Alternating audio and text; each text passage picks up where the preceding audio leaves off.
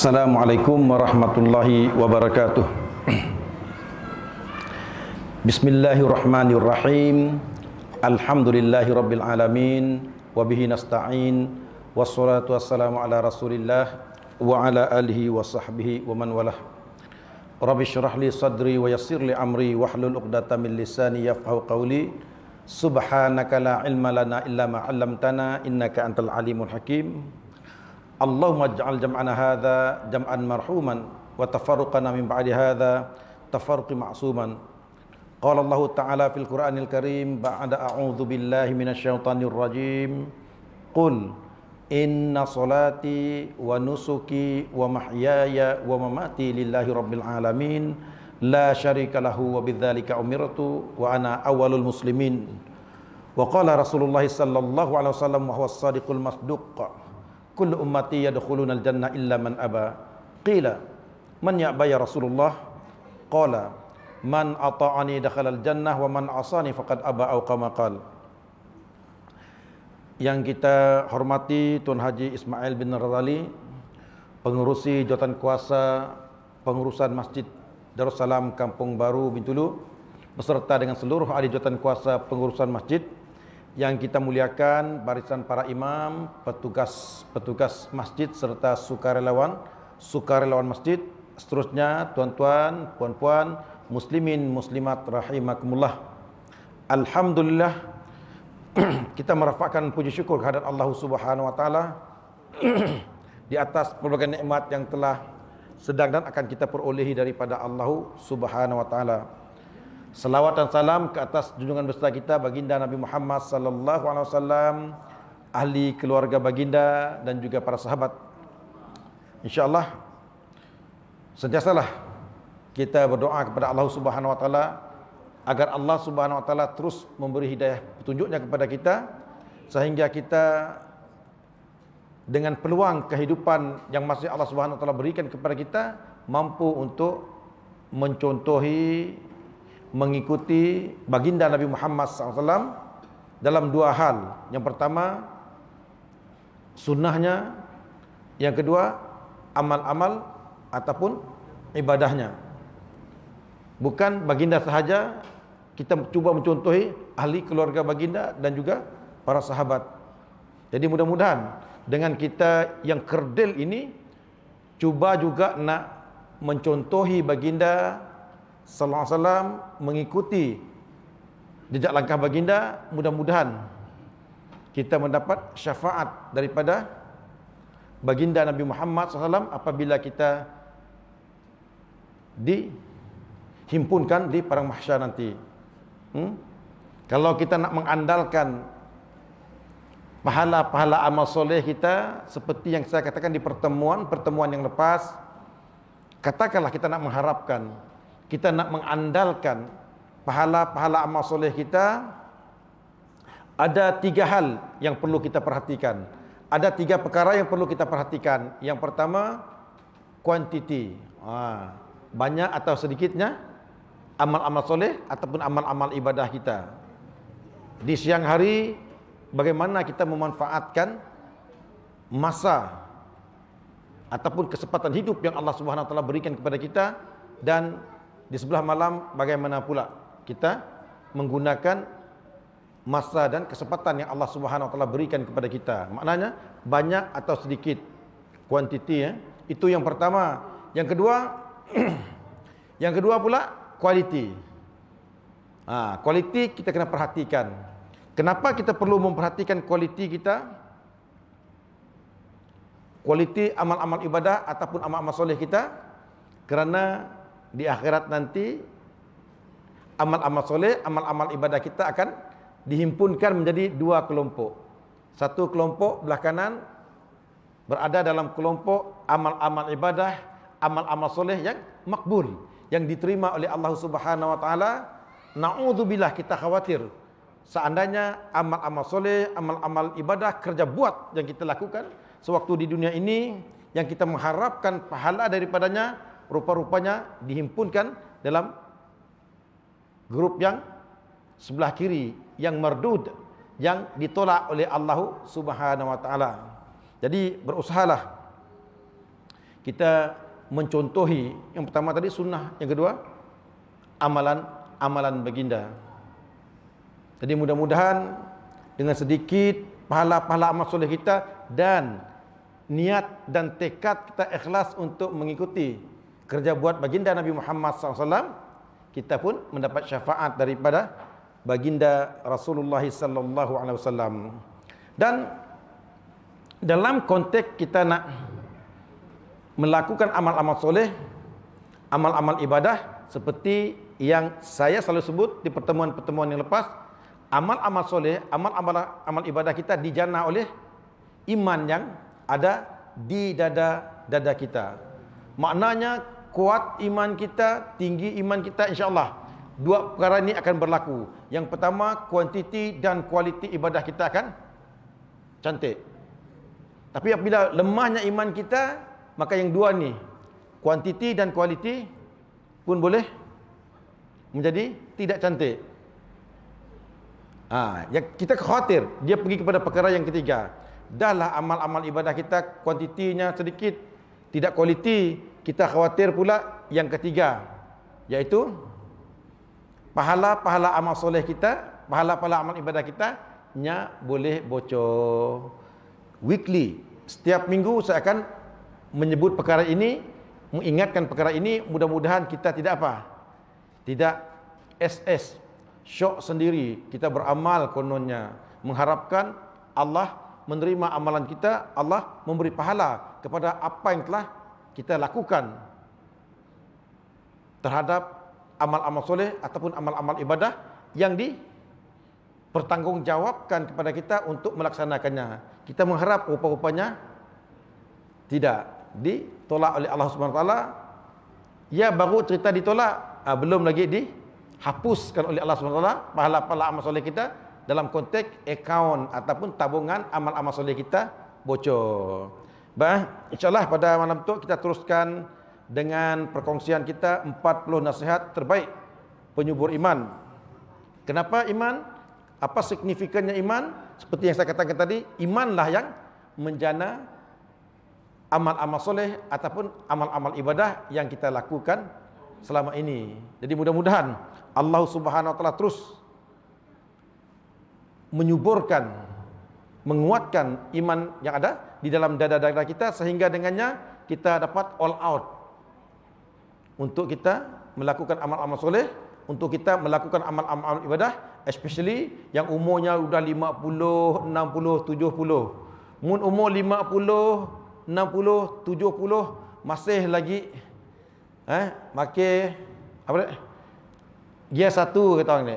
Berjalan makin gear 1 dalam beramal soleh, dalam beramal ibadah. Payahlah. Orang lain dah pecut sampai makin gear 5, nya masih lagi. Umurnya mula-mula balik slow. Masuk umur 20, 30, 40 masih slow. 50 lalu madot enjin, makin slow lagi. Ya sepatutnya berlaku. Sebab apa? Kita beriman, kita mengaku sebagai orang beriman, selepas kehidupan kita di dunia tu kita akan ditransfer oleh Allah Subhanahu Wa Taala. Sebelum dia kita ditransit ke alam barzakh. Si nunggu di akhirat kita akan menerima balasan apa yang telah kita lakukan, apa yang telah kita usahakan sewaktu di dunia tu. Di alam barzakh pun sudah kita menerima dua benda, sama ada balasan kebaikan, na'udzubillah, ataupun balasan yang buruk daripada Allah Subhanahu Wa Taala. Nabi menyebut bahawa di alam barzakh, di alam kubur, ada yang namanya nikmat kubur dan ada yang namanya siksa ataupun siksaan kubur. Jadi mudah-mudahan kita yang dah agak-agak berumur tu mampulah melaksanakan tugas sebagai Abdullah, hamba Allah, iaitu kita beribadah kepada Allah Subhanahu Wa Taala, upaya kita untuk mempersiapkan bekalan. Saya ulangi, baginda Nabi Muhammad sallallahu alaihi wasallam menyebut, "Fatazayyadu fa inna khaira zadi taqwa." Berbekal-bekallah kalian dan sebaik-baik bekalan adalah takwa. Insya-Allah kita teruskan dengan perkongsian kita. Masih tajuk yang pertama, iaitu berkenaan dengan syukur. berkenaan dengan syukur. Kita teruskan. Bersyukur merupakan satu ibadah yang sangat mulia dan paling mudah untuk dilaksanakan. Juga tidak perlu menggunakan banyak tenaga dan fikiran. Bersyukur adalah merupakan satu ibadah yang amat mudah untuk dilaksanakan tanpa kita terlalu menggunakan fikiran dan tenaga. Orang bersyukur yaitu orang berterima kasih. Berterima kasih dia melakukan amal ibadah ataupun amal soleh. Dan dalam konteks bersyukur, penulis menyebut bahawa bersyukur satu ibadah yang mudah sekali. Mudah sekali, tidak perlu sangat kita menggunakan akal fikiran kita, tidak perlu sangat menggunakan tenaga kita. Saya sekadar nak mengulangi sekali lagi. Ibadah di dalam Islam kan ada 3. Yang pertama, modal besar, perlaksanaannya susah. Yang kedua, modalnya kecil, pelaksanaannya susah. Yang ketiga, modalnya kecil dan pelaksanaannya mudah. 1, 2 mungkin kita mudah, kami daif, kami tidak mampu. Tapi jangan sekali-kali kita tidak melaksanakan, tidak menggunakan kesempatan hidup untuk kita melakukan amal yang nombor 3. Modalnya kecil dan pelaksanaannya mudah, termasuk bersyukur. Kita diberi nikmat, kita bersyukur dan menterjemahkan rasa bersyukur yang ada dalam hati kita dalam bentuk kita kembali melakukan amal-amal soleh. Kembali kita melakukan amal-amal ibadah, upaya kita mentaati perintah Allah Subhanahu Wa Taala untuk kita mengumpul sebanyak mungkin pahala amal soleh. Bersyukur atas setiap nikmat Allah berarti kita berterima kasih kepada Allah Subhanahu Wa Taala. Dengan kata lain, bersyukur berarti mengingati Allah yang Maha Kaya, Maha Pengasih lagi Maha Penyayang. Bila kita mendapat sesuatu nikmat, kita bersyukur. Bila kita bersyukur maknanya kita ingat kepada Allah Subhanahu Wa Taala yang disebut di sini Maha Kaya. Maha Kaya apa maksudnya? Dia memiliki segala-galanya. Maha Kaya, memiliki segala-galanya. Buktinya disebutkan di dalam Al-Quran. Dalam Al-Quran ada disebut ayat biasa kita dengar, a'udzubillahi minasyaitonirrajim. Lillahi ma fis samawati wal ard. Kepunyaan Allah lah apa-apa yang ada di langit dan di bumi. Kalau kita nangga nak di bumi aja pun dah kita subhanallah. Kita nangga yang ada di bumi aja kita berbunga hati kita, bukan berbunga, belantara hati kita nangga. Begitu banyak kemewahan, kekayaan, kehebatan yang Allah tunjukkan kepada kita di muka bumi. Ya, baru di muka bumi. Bumi kita, saya nangga dalam YouTube, kalau dilihat pada teleskop makin jauh, makin jadi macam debu je. Bayangkan kita nangga yang macam debu dah kita kagum. Bumi ini dengan isinya, dengan segala yang ada di dalamnya, kita merasa terlalu hebat.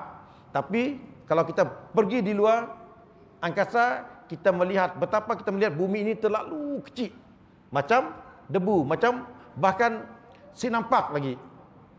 Saking besarnya alam semesta ini.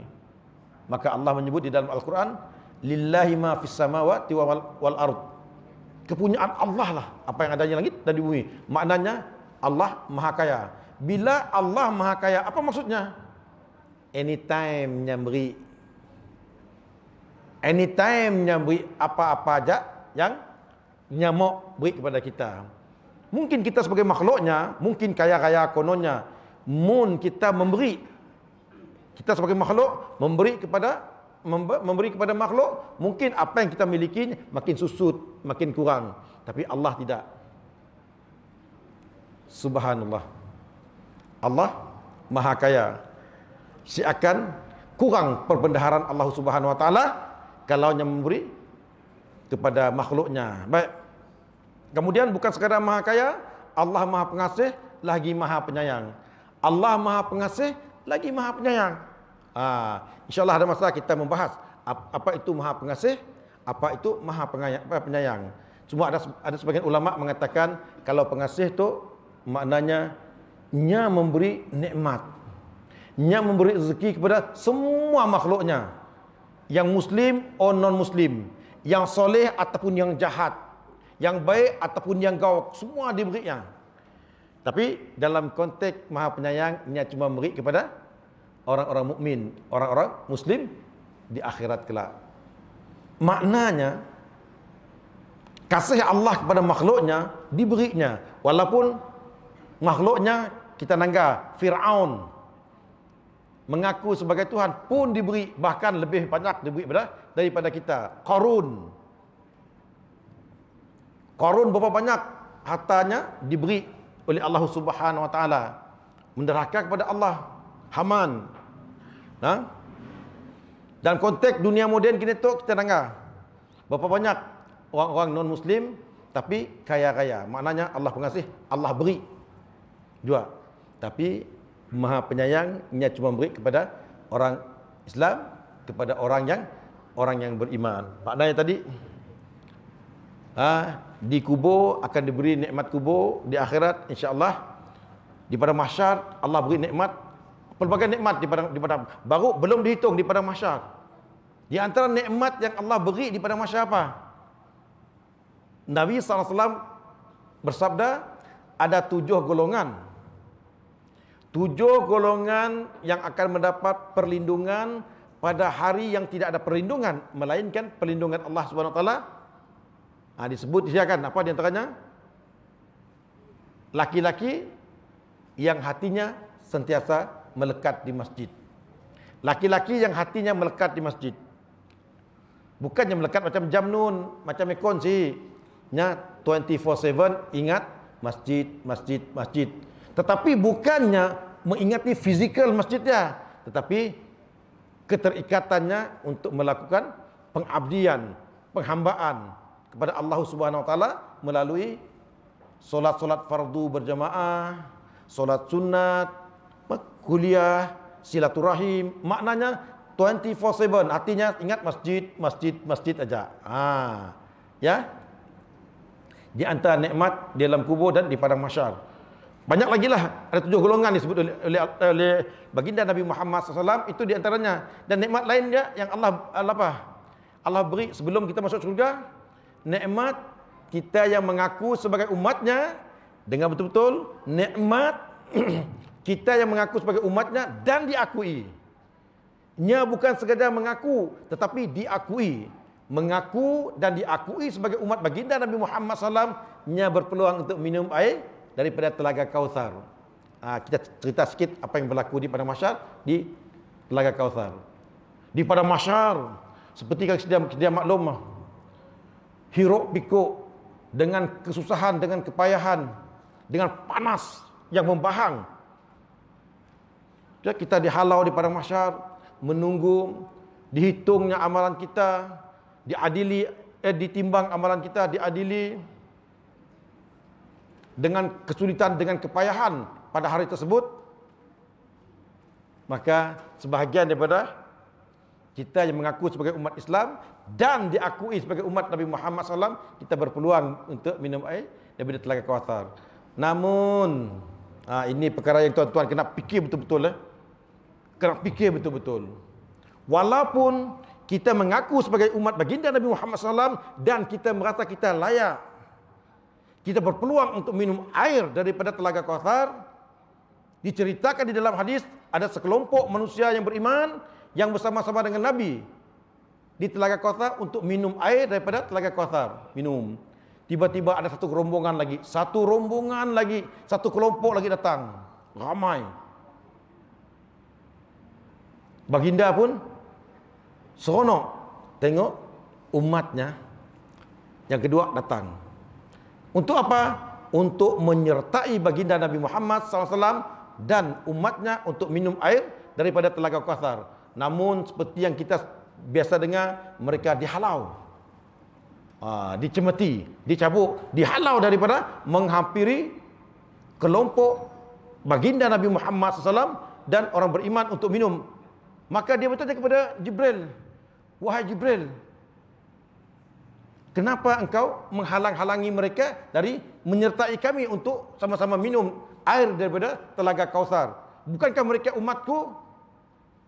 Nabi bertanya, bukankah mereka umatku? Maka Jibril pun memberitahu, wahai Muhammad, mereka mengaku sebagai umatmu, tetapi masalahnya engkau tidak tahu apakah yang mereka lakukan, yang mereka amalkan selepas engkau meninggal dunia, engkau wafat. Mereka melakukan hal-hal yang perkara-perkara yang tidak dilakukan oleh baginda Nabi Muhammad SAW. Bahkan ada di antara mereka yang memperbaharui amalan-amalan di dalam beragama.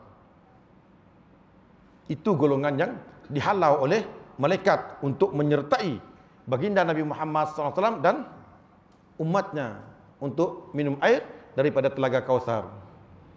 Maknanya tadi, banyak sekali nikmat yang Allah SWT berikan kepada kita, sama ada di dunia tu, di alam kubur, dan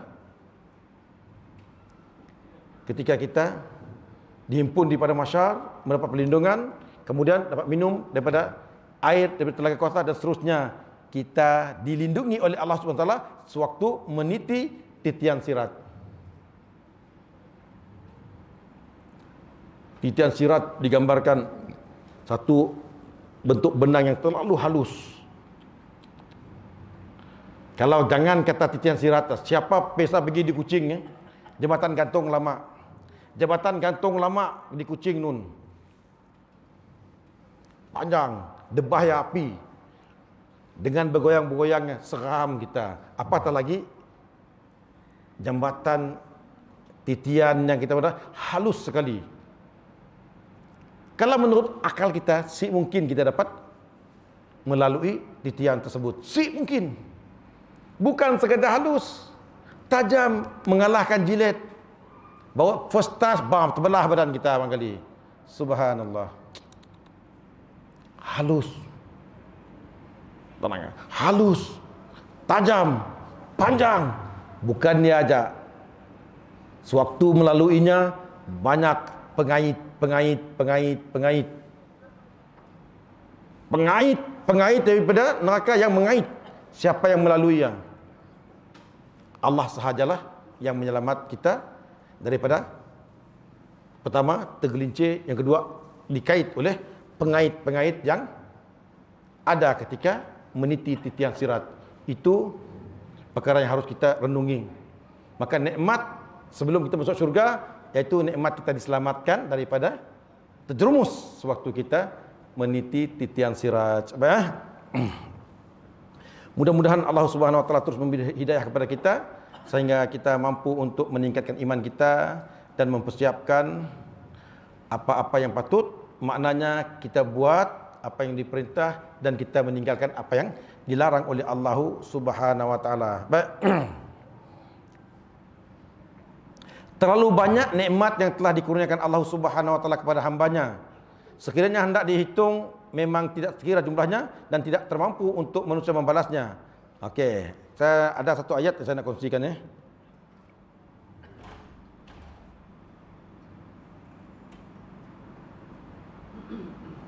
Ada satu ayat saya lupa pula.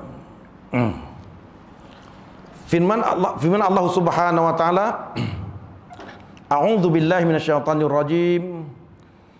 Qul law kana al-bahru midadan li kalimati rabbi lanafidal bahru qabla an tanfada kalimatu rabbi. Apa maksud? Katakanlah wahai Muhammad, seandainya lautan menjadi tinta untuk menulis kalimat-kalimat ataupun nikmat-nikmat Allah, maka pasti habislah lautan itu sebelum selesai penulisan kalimat-kalimat ataupun nikmat-nikmat Allah. Di situ clearly dipadah bahawa nikmat Allah terlalu banyak, sehingga kan disebut di dalam ayat lain, seandainya lautan dijadikan tinta, ink, dan pohon-pohon yang ada di muka bumi dijadikan pena, pen, dan ditambah lagi dengan 7 lautan untuk menulis nikmat-nikmat Allah Subhanahu wa taala, 7 ditambah 7 lautan kering. Pohon-pohon yang ada di bumi habis. Kerana saking banyaknya ayat-ayat ataupun nikmat-nikmat Allah Subhanahu wa taala. Di sini penulis memberitahu kepada kita, jangankan kita nak membalas. Jangankan kita nak membalas apa yang Allah Subhanahu wa taala berikan kepada kita nak menghitung nikmat-nikmatnya pun terlalu banyak sehingga tidak mampu kita nak menghitungnya. Semenjak kita di alam roh lagi, kita di dalam rahim ibu kita lahir ke dunia menjadi baby, kemudian kita di alam kanak-kanak, alam remaja, alam dewasa, alam belia, alam dewasa. Sekarang sebahagian daripada kita dah meniti usia emas. Pelbagai nikmat yang telah kita peroleh daripada Allah Subhanahu wa taala. Dengan pelbagai nikmat yang Allah Subhanahu wa taala berikan kepada kita tersebut, juga menyebabkan hati kita bersyukur. Big problem.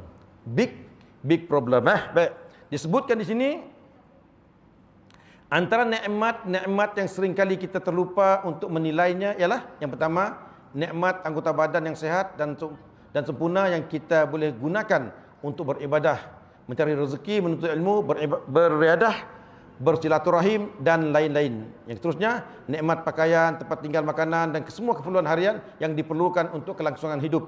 Seterusnya, nikmat iman dan Islam. Hanya orang yang betul-betul memiliki iman sahaja akan merasakan nikmatnya menjadi orang yang sentiasa dilingkungi hidayah Allah Subhanahu wa taala. Dan seterusnya, nikmat kesusahan yang diberikan agar kita kembali mengingatinya, mematuhi ajaran dan perintah supaya kita menjadi lebih dekat kepada Yang Maha Esa. Maksudnya di sini, nikmat yang diberi oleh Allah Subhanahu wa taala kepada kita nya datang dalam dua keadaan. Nikmat yang Allah Subhanahu wa taala berikan kepada kita nya datang dalam dua keadaan. Keadaan pertama, bila datang nikmat, kita seronok, kita suka, kita suk lalu-lalu. Contohnya kan, simple aja lah. Kedong, mesti orang pakan. Kita, kau sen lalu-lalu, tiada duit, memang teringin gila. Tiba-tiba ada 2 biji, orang hantar musang king besar lagi. Seronok kita. Selamat tu kita angkat dalam Facebook je nak. Orang so gambar-gambar musang king. Tiba-tiba ada kawan hantar 2 biji besar lagi ya.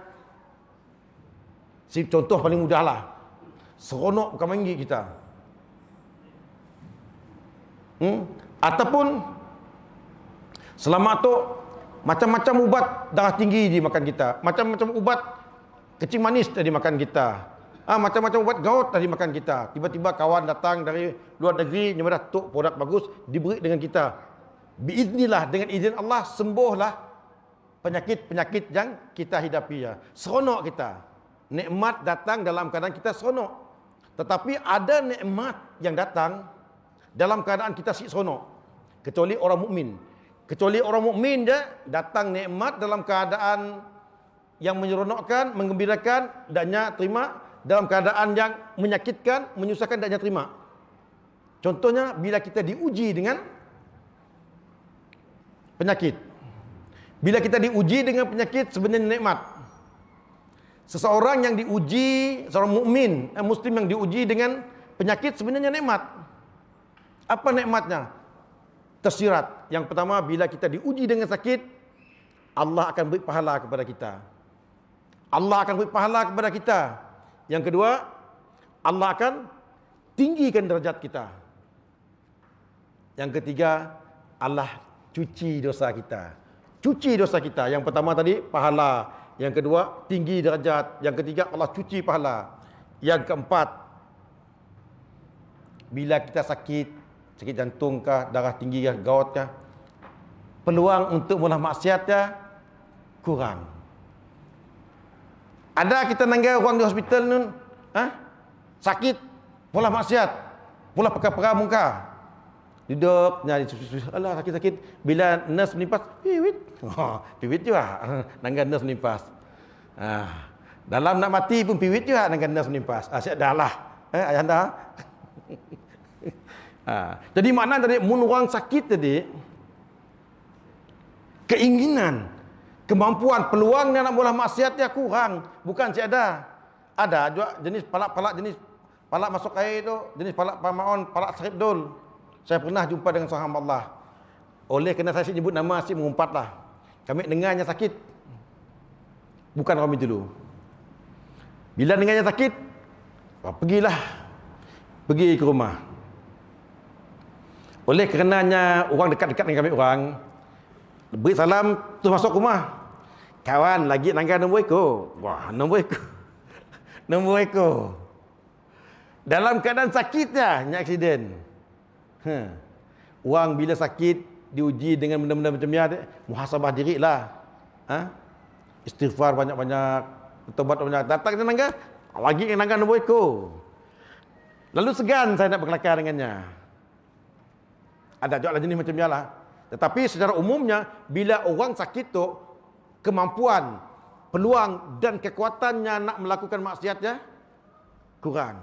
Ialah dimaksudkan tadi, nikmat Allah datang dalam dua keadaan. Dalam keadaan kita suka, dalam keadaan kita tidak suka. Saya ulangi, bila kita diuji dengan penyakit, sebenarnya nikmat. Nikmatnya bila apa? Nikmat mendapat pahala. Nikmat ditinggikan derajat.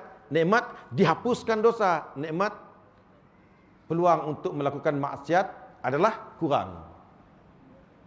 Dengar? Jadi bukan semua orang yang dapat melihat penyakit ataupun sakitnya sebagai nikmat. Tapi kita kena usahalah. Kita usaha dengan apa? Dengan kita melakukan zikir dan wirid. Sentiasa paling tidak istighfar. Sebab itu saya katakan tadi, yang pertama modalnya besar, pelaksanaannya susah. Yang kedua, modalnya kecil, pelaksanaan susah. Yang ketiga, modalnya kecil tetapi pelaksanaannya mudah. Di antaranya istighfar, tahlil, mengucap alhamdulillah, Allahu akbar, la haula wala quwwata illa billah. Ingatlah. Kemudian antara nikmat-nikmat yang sering kali kita lupakan untuk menilainya ialah seperti yang saya sebut tadi lah, nikmat anggota badan yang sehat dan sempurna yang kita boleh gunakan untuk beribadah. Sepatutnya nikmat panca indera, nikmat anggota badan yang sempurna tu kembali kita gunakan untuk mentaati Allah Subhanahu Wa Taala. Tapi kadang-kadang, termasuk saya yang punya kadang-kadang tak nama kita tu kadang-kadang cun iman kita, kadang-kadang si cun mata. Di antara nikmat terbesar. Sepatutnya mata yang digunakan kembali untuk mentaati perintah Allah Subhanahu Wa Taala. Namun subhanallah, mata tu dalam keadaan rami-rami, especially kita di masjid disuruh warak mata kita. Coba ada pulang seorang diri di rumah, kita melayan WhatsApp, melayan Facebook, sekali-sekala keluar video nak pelik-pelik, gambar pelik-pelik, disian yang menguji iman kita. Kita nak skip kah? Nanggas sekejap. Kini tu benda ya bukan kita mau, memangnya datang. Sebab ialah ada ulama menyebut, mudah-mudahan kita dapat bertaubat. Ada ulama menyebut Allah benci orang yang waktunya rami-rami, warak bukan main lagi. Jaga mata, jaga telinga, jangan tu kata bilanya seorang diri dengan geng-gengnya, geng-geng Sarip Dol, geng-geng Pamaonnya, lalu jadi trigger. Baik, nikmat anggota badan yang sehat dan sempurna yang kita boleh gunakan untuk beribadah, mencari rezeki, menuntut ilmu, beribadah, berukhuwah dan lain-lain. Nikmat kesehatan. Nikmat kesehatan. Kita diuji sepanjang 3 tahun tu dengan COVID-19. Bukan sekadar penyakit yang menyusahkan kita, kemudian berlaku PKP. Faham PKP? Poketku pokai. 3 tahun poketku pokai, PKP. Bila berada dalam keadaan macam ya, Allah nak uji kita.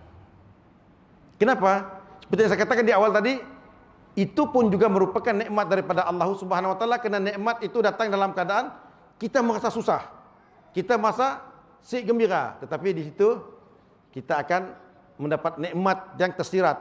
Kita mendapat pahala atas kesabaran, kita ditingkatkan derajat kita. Kemudian kita pergi kepada yang penting juga di sini. Kadang-kadang kita terlupa, especially di akhir zaman tu, nikmat berukhuwah atas persamaan akidah yang mewujudkan hubungan silaturahim yang erat sesama umat Islam.